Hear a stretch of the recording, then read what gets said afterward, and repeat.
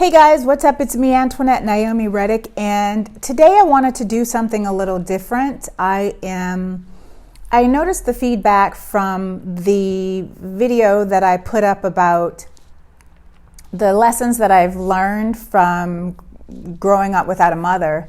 And I guess I have to say that this is what this is about. I'm just going to be talking. I'm not necessarily going to be teaching anything. I'm just going to share my story, what it's been like, what it was like growing up without a mother. I got a feedback from someone the other day, and I just thought that it might be time for me to share my story on a platform that maybe it could help someone, or maybe I can give some insights, and that's not my intention. My intention is just to share, and however it lands, it lands. So this is my story. My mom died when I was 6 years old, and she had left my father, so I didn't know my dad when my mom died. I had no idea or recollection of him because she left him when I was an infant. And so I have an older sister and a younger brother. So there were two of us. I was the middle child, and it was an unexpected death. She was accidentally killed. And the day that she died, we were about to go away. We were getting ready to go on a trip, and she was going to go into the dentist's office to get her wisdom teeth pulled because they were in pain. She had pain, and so she was going to get those pulled, and they put her under anesthesia, and she died. So she died. My mom died from, she was put to sleep, basically. And that, I guess you would say that really did something to me, because that was the start of my being detached from people, because that was a wound of abandonment. So, we think about when a parent dies, or someone that we really depend on, and she was my soul, the person that I depended on for love, and so when that person that is depended on for love dies, then it just really, like I said in one of my Instagram posts, it just kind of, the person that I was, or the child that I was, the moment before I discovered my mother had died, and the moment after, we'll never know each other, and that one will never be again. The one that was the moment before I discovered my mom's death will never be. She will never ever exist again. And so as a child, what happened, because my mother and father were divorced, and so there were no immediate relatives at that time. In California, there were no immediate relatives that could come and collect us. So me and my siblings, we were placed into a foster home. So we were placed in foster care, and then it took about a week, and we didn't know what was going on. So I guess the law was not to tell the child what's going on until an immediate family member can inform them of the situation. So we had to wait a week.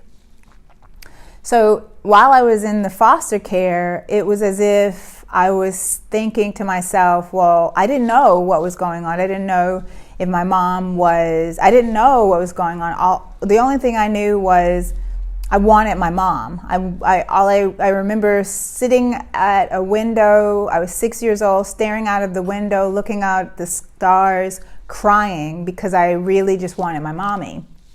And it was tough. It was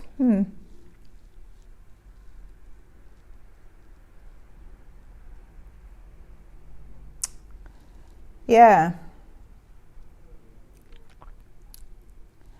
It was, there's nothing that can describe like being a child and not having the answers to safety, like not having the answers to the what was quote unquote my world. Like my mom was my world, and I remember every time she would leave because I live in abroad now. I don't live in the States anymore, but I was first generation American on my mom's side. My mom was born in Jamaica. My grandmother was born in Cuba, so we're Caribbean, that's our roots. That's my roots on my mother's side. So my mom was Jamaican, and, she was a hustler. She was a fashion designer. That's why we were in California. She was, designed clothing, and she was so driven and so motivated, and she had so many things going on for herself. So she worked a lot. And, my sister, who is 3 years older than me, she kind of took the brunt of a lot of the pressure of taking care of me and my younger sibling. And so it was my younger brother. So it was, she was always gone a lot. So she was always working to take care of us. And so whenever she would leave, I would always throw a fit. Whenever she'd leave us with like babysitters or just leave, I would throw a fit. And that day, the day that she passed, was no different. I threw a fit. I just went crazy. And for some reason, I went crazy more than normal. Like I just begged her not to go. I begged her not to go. I asked her, I said, you might not come back. I just begged her, but she didn't. And so when I was in the,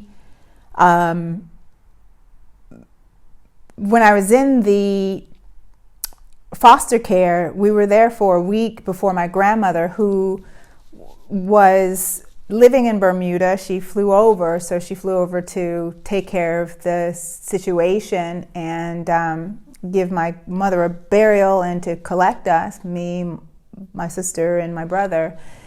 And so I remember when she told us she had gotten us out of the foster care system, and she told us, she said that she sat us down, she bought us ice cream, and she sat us next to an oak tree, I remember, and she said, your mother is not coming back. Your mother is not coming back.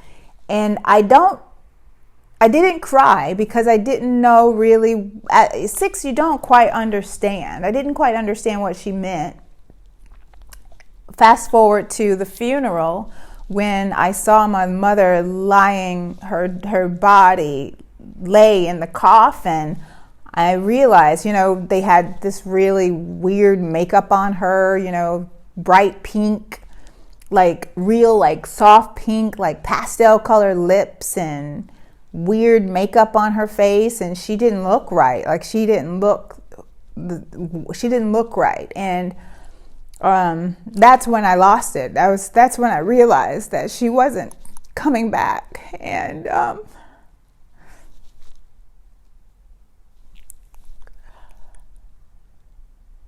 it was hard.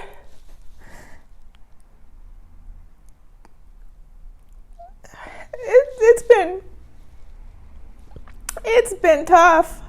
I would have to say, growing up without a mom, it's been the toughest. Probably tough because I've had to heal so much. I've had to heal the fear of abandonment, the fear of getting close to other people, the fear of, the fear of loss. I've never allowed myself to really get close to people to a point where it, there's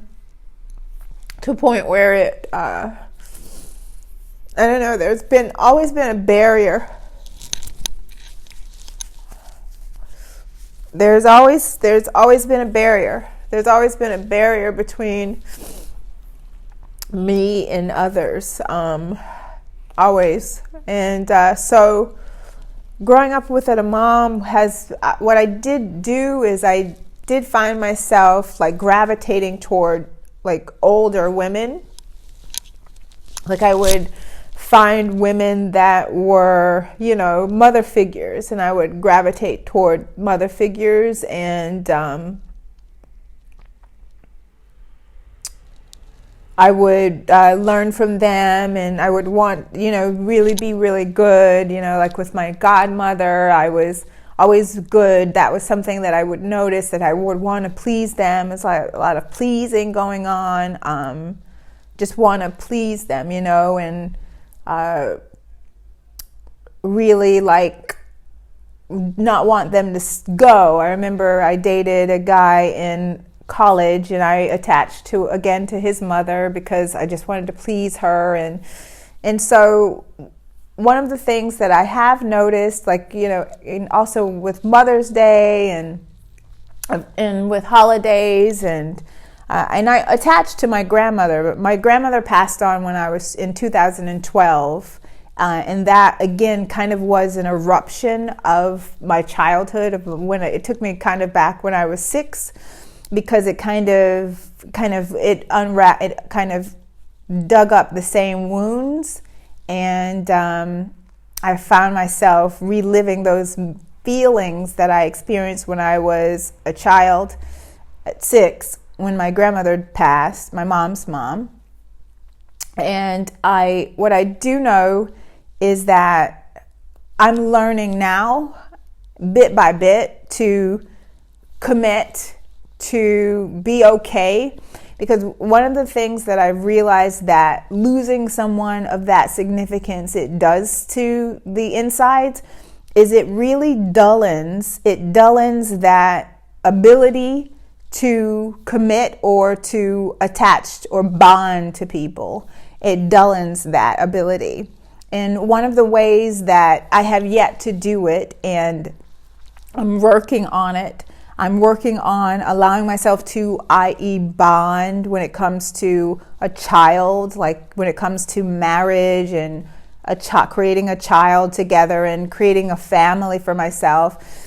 What I have realized is that the wound of immediate separation, when I mean by immediate separation, like that wound of her being snatched from me, my mom being snatched from me, is I realized that created kind of a rupture in my ability to bond with people. And so I used self-development in my life. So I've done so many trainings, you know, just so many different trainings, learning this. I studied so many different religions, and I was really pursuing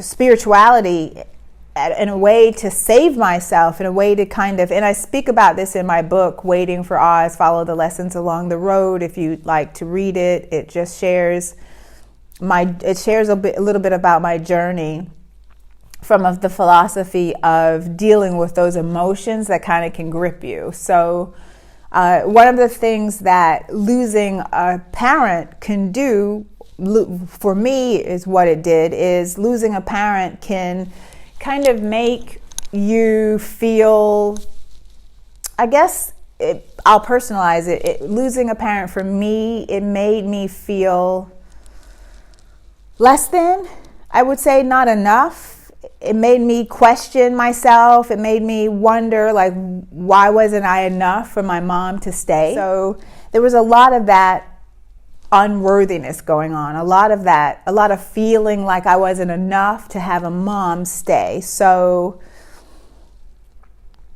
today, fast forward to today, it's again, like I said, it is a moment by moment journey when it comes to, like, probably like the toughest times are like the holidays, when it comes to the holidays. But I have found that I've found a way to kind of, in a sense, numb those feelings, like numb what it feels like to not be able to share, like in moments where I feel like I 100% belong, you know, because to be frank, growing up, I never felt like I belonged anywhere. I didn't feel like I belonged.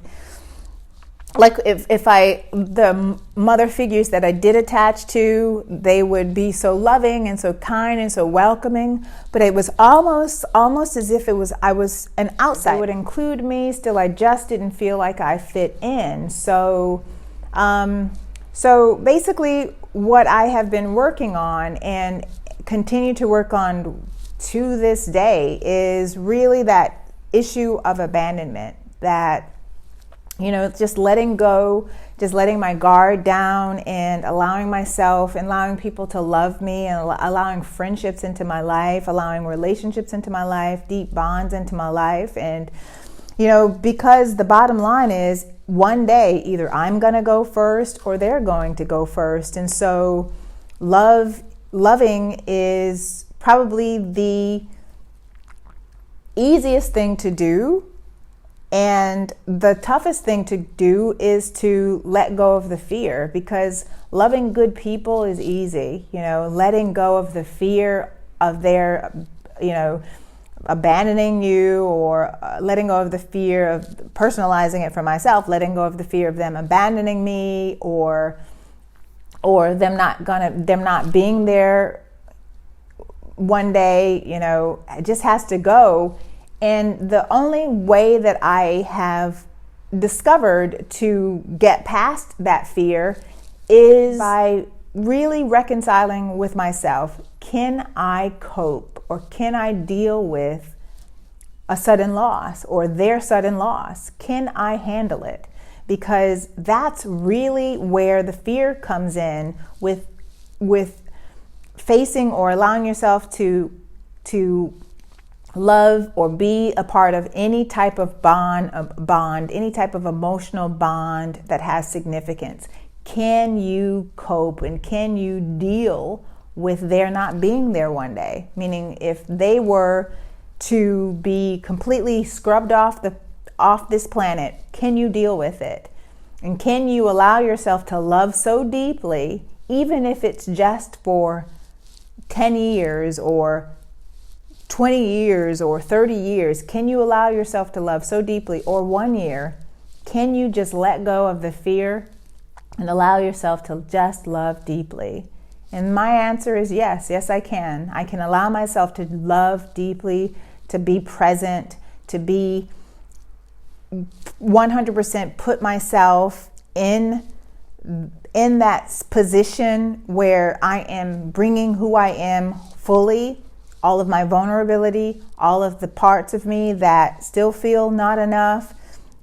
And one of the ways that I, because in my book or my course called Getting to Self-Love in 90 Days, I go through different syndromes, and there are many different people that fall under different syndrome categories. And the syndrome I fell under was the not enough syndrome.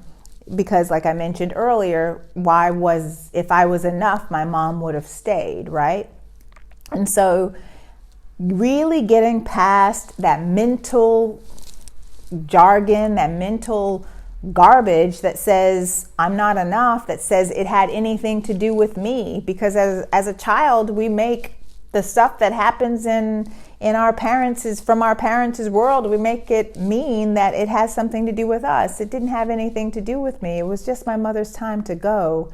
And so my allowing my entire life to be impacted with my not being enough for anyone, or my not being enough to operate in this world under normalcy, or operate in this world with normal bonds and normal connections is just absolutely not okay. And so I found wonderful, loving mother figures that really add that element of a teaching bond in my life. And I'm allowing myself to bond in relationships, and bit by bit assimilating into, and I have allowed myself to bit by bit assimilate into society as we know it, or as I know it. Meaning assimilate into a career, and into a relationship, and into bonds that actually represent and then before you know it, there's an overall community of connection and collective a collective feeling of belonging that's going on with not just myself, but also with the people that I love. And so that's my story. And if I hope that it was helpful and useful for some of you or someone that's out there that's watching. And if you have anything that you'd like to see or any subjects you'd like for me to broach or discuss around the Motherless Daughter, this Motherless Daughter series, just write a message down below and I will most certainly respond, or definitely do a video on it if you'd like to see more videos or different content around this subject, about my life or what I've learned around it in general. And so wherever you are in the world, I wish you so much joy and so much peace and so much happiness. And until the next time, I will speak with you very soon. Peace and blessings.